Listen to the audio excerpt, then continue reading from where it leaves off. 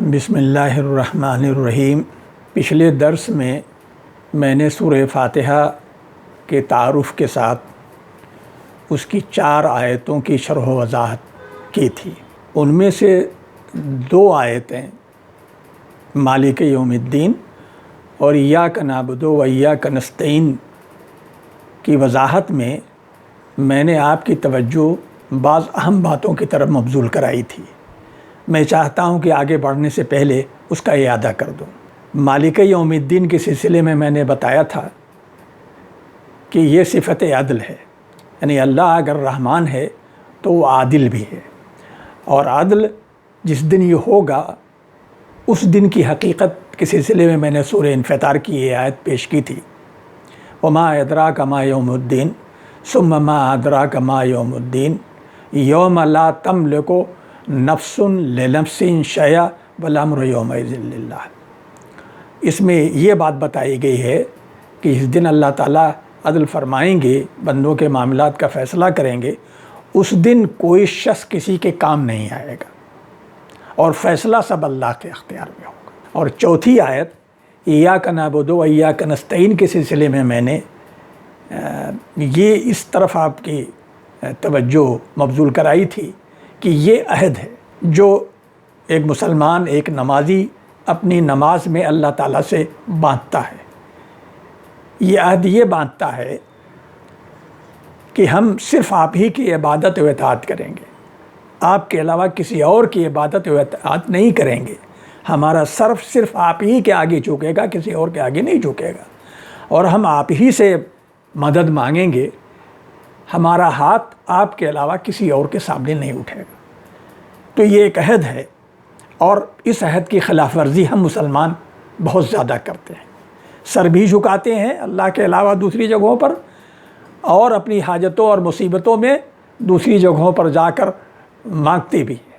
تو یہ گویا عہد کی خلاف ورزی ہے، اور قرآن مجید میں عہد شکنی کی بہت سخت سزا بیان کی گئی ہے۔ اب میں سورہ فاتحہ کی 5ویں آیت جو ہے اہدنا الصراط المستقیم کی وضاحت کرتا ہوں۔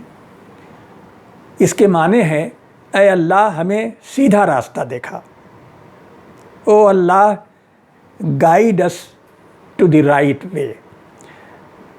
ہم نے جو تعارفی 2 درس شروع میں دیے تھے اس میں ہم نے آپ کو صراط مستقیم کا مفہوم بہت تفصیل سے بتایا تھا، اور یہ دکھایا تھا آیات قرآنی کی روشنی میں کہ صراط مستقیم سے مراد توحید ہے۔ سورہ آل عمران میں فرمایا گیا ہے ان اللہ ربی و ربکم فاعبدوہ ھذا صراط مستقیم۔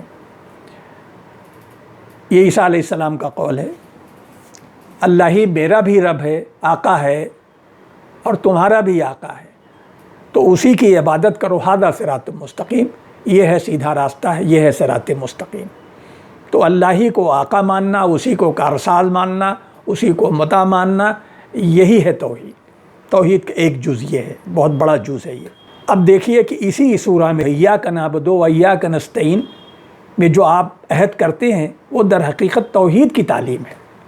یعنی میں نے کہا نا کہ اللہ کے علاوہ کسی اور کی اطاعت نہ کرنا، کسی اور کے آگے سر عبودیت نہ جھکانا، کسی اور کے سامنے دست سوال نہ پھیلانا، یہی توحید ہے۔ اپنی نمازوں میں ہم اسی تعلیم کا اعادہ کرتے ہیں، ایاک نعبد و ایاک نستعین کی شکل میں۔ سورہ فاتحہ کی 6ٹھی آیت ہے صراط الذین انعمت علیہم، یعنی جس سیدھی راہ پر چلنے کی اللہ سے آپ نے استدعا کی ہے اس کی آپ وضاحت کرتے ہیں کہ اے اللہ ان لوگوں کے سیدھے راستے پر ہمیں چلا جن پر آپ نے اپنا انعام کیا ہے۔ The way of those whom you have favoured. گویا آپ نے جو کہا تھا کہ اللہ ہمیں سیدھا راستہ دکھا، تو آپ اس میں مزید اللہ تعالیٰ سے درخواست کرتے ہیں کہ اللہ وہ سیدھا راستہ ان لوگوں کا دکھا جن پر آپ نے اپنا انعام کیا ہے۔ یہ کون لوگ تھے؟ اس کی وضاحت سورہ نساء کی آیت 69 میں ہے۔ فرمایا ہے وما یؤتی اللہ والرسول فاولئک مع الذین انعم علیہم من النبیین والصدیقین والشہداء والصالحین، اور جو لوگ اللہ اس کے رسول کی اطاعت کریں گے وہ روز آخرت ان لوگوں کے ساتھ ہوں گے جن پر اللہ نے انعام فرمایا ہے، یعنی انبیاء، صدیقین، شہداء اور صالح لوگ۔ سورہ فاتحہ کی 7ویں آیت ہے غیر المغضوب علیہم ولا الضالین، اس کے معنی ہے ان لوگوں کا راستہ جو نہ مغضوب ہوئے اور نہ گمراہ. Not of those who have earned your wrath, nor of those who have lost the way. اب سوال یہ ہے کہ اس آیت میں مغضوب سے مراد کون لوگ ہیں، یہ واضح نہیں ہے. اس کی وضاحت سورہ بقرہ کی آیت 60 میں ہے. فرمایا ہے ضربت علیہم الذلۃ والمسکنہ وباؤوا بغضب من اللہ. ذلت اور مفلوق الحالی ان پر یعنی یہودیوں پر مسلط کر دی گئی ہے اور وہ خدا کے غضب کے سزاوار ٹھہرے. تو گویا آپ جو کہتے ہیں کہ ہم کو وہ راستہ نہیں جو مغضوب کا راستہ، تو مغضوب سے مراد یہودیوں کا راستہ جس سے راستے پر وہ چل کر اللہ کے غضب میں مبتلا ہوئے. اے اللہ ہمیں وہ راستہ مطلوب نہیں ہے اور ان لوگوں کا راستہ بھی نہیں جو گمراہ ہو گئے. اب یہاں بھی وہی ہے کہ بھائی ضالین، اس سے کون لوگ مراد ہیں، یہ واضح نہیں ہے. اس کی وضاحت سورہ مائدہ کی آیت 77 میں ہے. فرمایا ہے قل یا اہل الکتاب لا تغلوا فی دینکم غیر الحق ولا تتبعوا اہواء قوم قد ضلوا. اے نبی کہہ دو کہ اے اہل کتاب یعنی پیروان مسیح اپنے دین میں ناحق غلو نہ کرو اور ان لوگوں کی خواہشوں یعنی اختراعی باتوں کی پیروی نہ کرو جو اس سے پہلے گمراہ ہو چکے ہیں. تو گویا معلوم ہوا کہ ولضالین سے مراد جو ہے وہ عیسائی ہے. حدیثوں میں بھی اس کی وضاحت ہے کہ مغضوب سے یہودی مراد ہیں اور ضالین سے عیسائی مراد ہیں.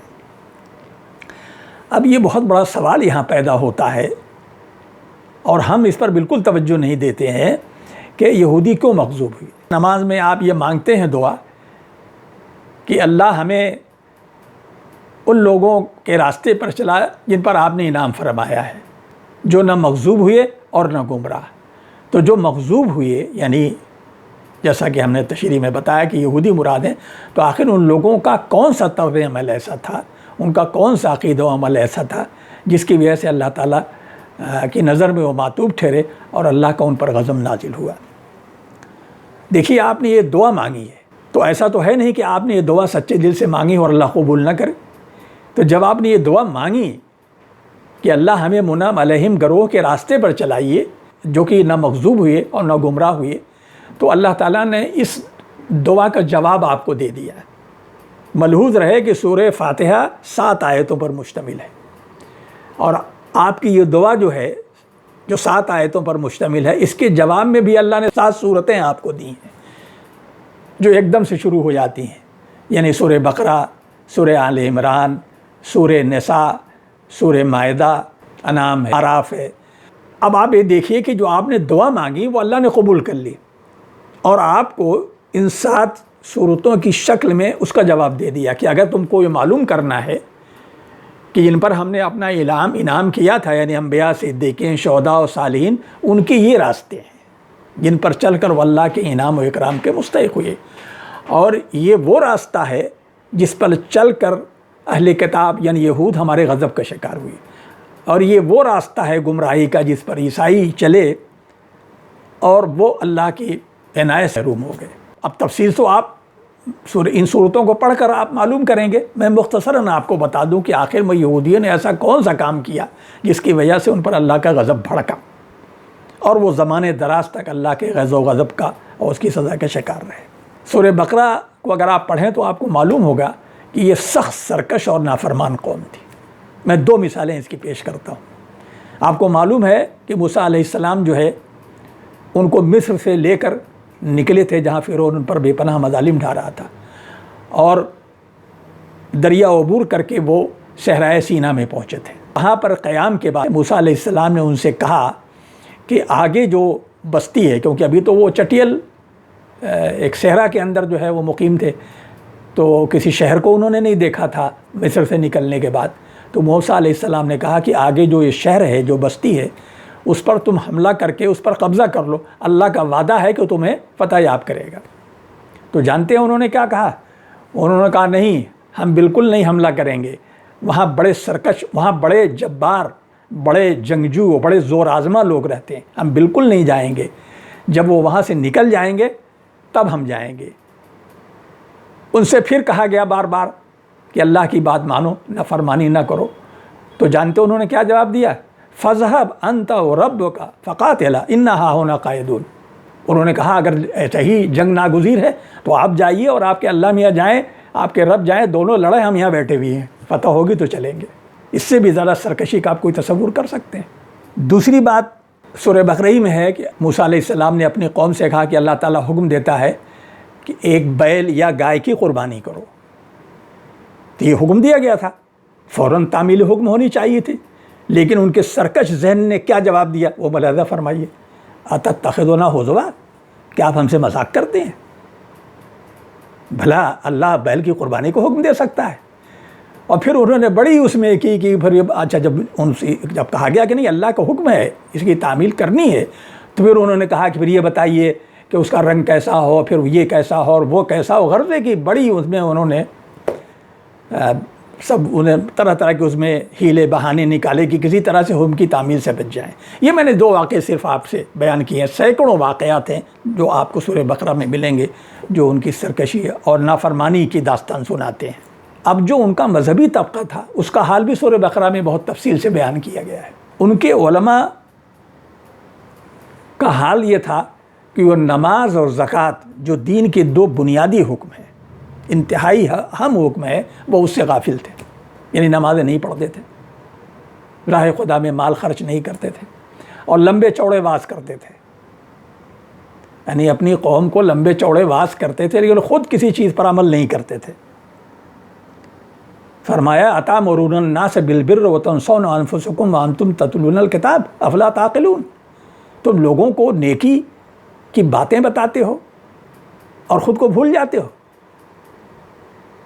حالانکہ تم اللہ کی کتاب کی تلاوت کرتے ہو۔ تمہیں اتنی بھی سمجھ نہیں ہے کہ ایک عالم دین ہونے کی حیثیت سے تمہارا سب سے پہلا فرض تھا کہ تم خود نیکی کی باتوں پر عمل کرتے، پھر اپنی قوم کو نیکی کی باتوں کی دعوت دیتے۔ تو یہ تو ان کے نماز اور زکوٰۃ اور ان کی بے عملی کا حال تھا۔ اور اس سے بھی بڑی یہ تو اعمال کی خرابی ہوئی، مختصراً میں نے آپ کو بتایا ہے، اور عقیدے کی خرابی ان کی سب سے بڑی یہ تھی کہ ان میں اولیاء پرستی تھی، یعنی وہ اپنے انبیاء اور بزرگان دین کی کو حاجت روا اور مشکل کشا سمجھتے تھے۔ جو شرک 2 جز ہیں اس کا ایک بہت بڑا حصہ یہ بھی ہے کہ اللہ کے علاوہ کسی اور کو کارساز اور مشکل کشا اور حاجت روا سمجھنا۔ وَمِنَ النَّاسِ مَن يَتَّخِذُ مِن دُونِ اللَّهِ أَندَادًا يُحِبُّونَهُمْ كَحُبِّ اللَّهِ وَالَّذِينَ آمَنُوا أَشَدُّ حُبًّا لِلَّهِ۔ کچھ لوگ ایسے ہیں جنہوں نے اللہ کے ہمسر ٹھہرا لیے ہیں اور ان سے اس طرح سے محبت کرتے ہیں جیسے اللہ سے محبت کرنی چاہیے، حالانکہ جو اہل ایمان ہے وہ سب سے زیادہ اللہ سے محبت کرتے ہیں۔ سورہ بنی اسرائیل میں بھی ہے، ان کو حکم دیا گیا ہے کہ بتخذونی وکیلا، مجھ کو ہی کارساز بناؤ۔ تو پوری یہودیوں کی آپ تاریخ پڑھیں، خود قرآن مجید میں اس کی سب تفصیلات ہیں کہ انہوں نے اپنے انبیاء، جلیل القدر انبیاء اور بہت سے جو بزرگان دین تھے ان کو وہ حاجت روا اور مشکل کشا سمجھ کر وہ ان کے مزارات پر وہ حاضری دیتے تھے اور اپنے عوام کو بھی یہ بتاتے تھے کہ اللہ کے بڑے برگزیدہ لوگ ہیں، بڑے منظور نظر لوگ ہیں اور اللہ کے ہاں ان کی بات سنی جاتی ہے۔ تو یہ مختصر وہ چیزیں تھیں جس کی وجہ سے اللہ تعالیٰ کے وہ غیظ و غضب کا شکار ہوئے۔ اب یہاں سوال پیدا ہوتا ہے کہ وَلَلظَّالِّينَ، ان کو نافرمان دیکھیے نہیں کہا گیا ہے، بلکہ بعض جگہ تو عیسائیوں کی تعریف کی ہے، ان میں تارک الدنیا، فقیر اور درویش پائے جاتے ہیں، اور ان کی صفت کیا بیان کی؟ وَأَنَّهُمْ لَا يَسْتَكْبِرُونَ، اور وہ کبر نہیں کرتے۔ یہ بہت بڑی صفت ہے جو عیسائی درویشوں کی بتائی گئی، لیکن اس کے باوجود کہ وہ نافرمان نہیں تھے، لیکن انہوں نے کیا کیا اور ان کا جرم کیا ہے کہ انہوں نے اس دین کو جو عیسیٰ علیہ السلام لائے تھے اس میں انہوں نے حذف و اضافہ کر دیا، ایڈیشن اور ڈیلیشن، بہت سی باتیں وہ بڑھا دیں جس کا کہ دین مسیح سے کوئی تعلق نہیں تھا، وہ ان کا اپنا اضافہ تھا۔ اسی کو قرآن میں کہا ہے کہ یا اہل الکتاب لا تغلوا فی دینکم غیر الحق، اے اہل کتاب اپنے دین میں ناحق غلو نہ کرو۔ غلو یہی ہے کہ دین کے جو حدود اللہ اور اس کے رسول نے بنا دیے ہیں اس میں اپنی طرف سے کچھ شامل کر دینا، یہ بڑی جسارت ہے اللہ اور اس کے رسول کی جناب میں۔ اللہ اس کے رسول سے بہتر کیا کوئی سمجھ سکتا ہے کہ دین کے حدود کیا ہے، دین کے تقاضے کیا ہیں؟ تو جب اللہ نے اور اس کے رسول نے ایک دین کا نظام بنا دیا، اس کے حدود و آداب مقرر کر دیے، تو پھر ایک معمولی انسان کی کیا حیثیت ہے کہ وہ اس میں اپنی طرف سے اضافہ کرے؟ کہ اس کو غلو فی الدین کہتے ہیں، جس میں ہم مسلمان بری طرح سے مبتلا ہیں۔ اور ہم نے اللہ کے اس دین کو جو آخری دین ہے، اور نبی اکرم صلی اللہ علیہ وسلم خود قرآن نے اس کو بہت ہی تفصیل کے ساتھ سب بیان کیا۔ نبی اکرم صلی اللہ علیہ وسلم نے اپنی سنتوں کے ذریعے سے اس کی شرح و تفصیل کی۔ ساری زندگی ان کی چلتا پھرتا قرآن ہے، جو کچھ قرآن میں ہوئی رسول اللہ کی زندگی، سب کچھ آپ نے اپنی زندگی میں عمل کر کے دکھا دیا۔ اس کے باوجود ہم کو تسکین نہیں ہوئی اور ہم نے بہت ساری چیزوں کو دین میں داخل کر دیا، جس کو نہ رسول اللہ نے کیا، نہ آپ کے اصحاب نے کیا۔ تو خیر، تو یہ عیسائیوں کا جو تو جرم تھا وہ کیا تھا؟ ایک تو یہی غلو تھا، اور دوسرا ترک دنیا، رہبانیت۔ دیکھیے، انہوں نے اللہ کی رضا، سورہ الحدید میں اس کو بتایا کہ اللہ کی رضا کے لیے انہوں نے کیا، لیکن یہاں بھی انہوں نے غلو کیا، اور انہوں نے بالکل ترک دنیا میں سارے علائق، رشتے، ماں باپ، بیوی، سوسائٹی، سب سے انہوں نے قطع تعلق کر کے جنگلوں اور پہاڑوں میں جا کے وہ بیٹھ گئے۔ تو اللہ کا تو یہ مقصود نہیں ہے، اللہ یہ چاہتا ہے۔ تو اللہ کی رضا میں بھی وہ غلو کی طرف چلے گئے، تو رہبانیت، یہ ان کا دوسرا بڑا جرم تھا۔ اور تیسرا وہی اولیاء پرستی، جو اولیاء پرستی یہودیوں میں تھی وہی عیسائیوں میں بھی تھی۔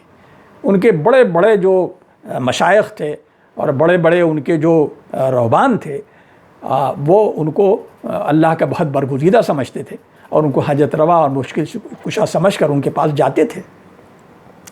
اس سے بھی بڑا جرم انہوں نے یہ کیا کہ پوپ کو خدا کا نائب تسلیم کر لیا، اور اس کے احکام کی بے چون و چرا وہ اطاعت کرتے تھے۔ ان کو ایک طرح سے ربوبیت کے درجے پر فائز کر دیا تھا۔ وہ اگر کسی چیز کو حرام کہہ دیا تو حرام ہے، حلال کہہ دیا تو حرام ہے۔ اب آپ کوئی کھلے الفاظ میں تھوڑی نہ کہتے رہے ہوں کہ یہ حرام ہے لیکن میرے کہنے سے حلال سمجھو، یا حلال ہے لیکن میرے کہنے سے حرام۔ تعویل و تشریح کے ذریعے سے حرام کو حلال بناتے تھے اور حلال کو حرام بناتے تھے۔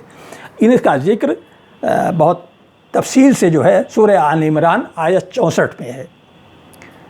قل یا اہل الکتاب تعالوا الی کلمۃ سواء بیننا وبینکم الا نعبد الا اللہ ولا نشرک بہ شیئا ولا یتخذ بعضنا بعضا اربابا من دون اللہ۔ اے نبی، ان سے کہہ دو کہ تم ایک ایسی بات کی طرف آؤ جو ہمارے اور تمہارے درمیان یکساں ہے، اور وہ یہ کہ ہم اللہ کے سوا کسی کی عبادت و بندگی نہیں کریں گے اور کسی کو اس کا شریک نہیں ٹھہرائیں گے۔ عبادت و اطاعت بھی اللہ کے لیے ہو اور اس میں کسی کو شریک نہیں ٹھہرائیں گے، اور ہم میں سے کوئی ایک دوسرے کو اپنا رب نہ قرار دے۔ اب آپ دیکھیے کہ رب، میں وضاحت کر چکا ہوں، رب قرار دینے کا مطلب یہی ان کو آقا اور حاکم سمجھنا، یعنی جو کچھ وہ کہہ دے اس کو مان لینا۔ تو یہ میں نے آپ کے سامنے اہدنا الصراط المستقیم صراط الذین انعمت علیہم غیر المغضوب علیہم الضالین کی شرح و وضاحت کر کے اس کے مختلف پہلوؤں کو آپ کے سامنے پوری طرح سے کھول دیا ہے، جس سے آپ گمراہ قوموں کا بھی راستہ اور طریقہ معلوم ہو گیا، اور مغضوب کا بھی طریقہ اور راستہ معلوم ہو گیا، اور جو منعم علیہم ہیں جن پر اللہ نے انعام فرمایا ان کا بھی طریقہ معلوم ہو گیا۔ وآخر دعوانا الحمد للہ رب العالمین۔